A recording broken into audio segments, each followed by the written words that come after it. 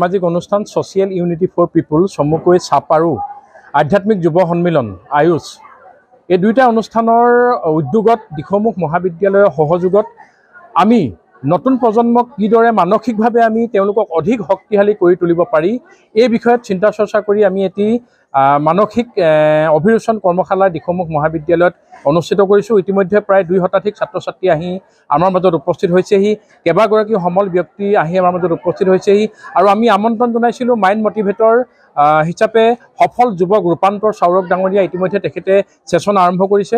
আচলতে আমাৰ লক্ষ্য উদ্দেশ্য হ'ল এয়াই যে আমি অসমৰ তথা শিৱসাগৰ জিলাৰ প্ৰতিটো অঞ্চলত গৈ ছাত্ৰ ছাত্ৰীসকলৰ লগত আমি মত বিনিময় কৰিব বিচাৰিছোঁ। ছাত্ৰ ছাত্ৰীসকলে ক'ত জটিলতা পাইছে, পঢ়াৰ ক্ষেত্ৰত হওক বা তেওঁলোকৰ প্ৰতিভাসমূহ বিকাশৰ ক্ষেত্ৰত ক'ত তেওঁলোকে জটিলতা পাইছে বা ক'ত তেওঁলোকক অলপমান সহায়ৰ প্ৰয়োজন আছে।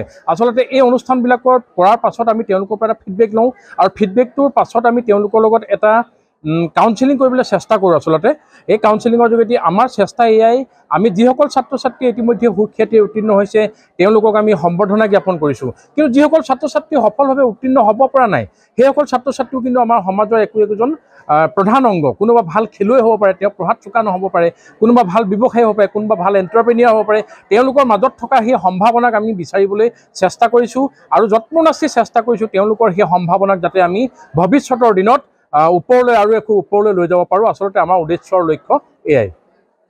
আজি যি আমাৰ দিখমুখ কলেজত যি অনুষ্ঠান আয়োজন কৰিছে এই আয়োজক হৈছে চাপ আৰু আয়ুষৰ উদ্যোগত। এই উদ্যোগৰ মানসিক উৎকৰ্ষ সাধনৰ অভিযোজন যি কৰ্মশালা হৈছে, এই কৰ্মশালাৰ জৰিয়তে ছাত্ৰ ছাত্ৰীসকলৰ মানসিক ক্ষেত্ৰত কেনেকৈ তেওঁলোকে উত্তৰণ কৰি পেলাই তেওঁলোকৰ যিটো নেকি ইনাৰ যিটো মাইণ্ডছেট আছে সেই মাইণ্ডছেট তেওঁলোকে ষ্ট্ৰং কৰিব, তেনেকৈ বাকী এই মানে আপোনাৰ বৈজ্ঞানিক যিটো নেকি এই মানদণ্ডত তেওঁলোকে কেনেকৈ প্ৰতিষ্ঠা লাভ কৰিব পাৰিব, তেওঁলোকে কেনেকৈ আগবাঢ়িব পাৰিব, নিজে আগবঢ়াই নহয় তেওঁলোকে নিজৰ প্ৰতিষ্ঠা কৰাই নহয় তেওঁলোকে নিজৰ মা দেউতা নিজৰ অঞ্চলক কেনেকৈ তেওঁলোকে পঢ়ুৱাই তুলিব।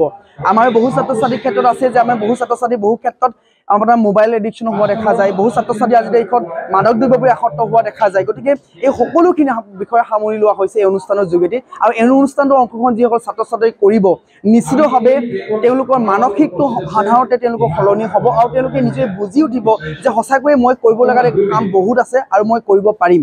হয়।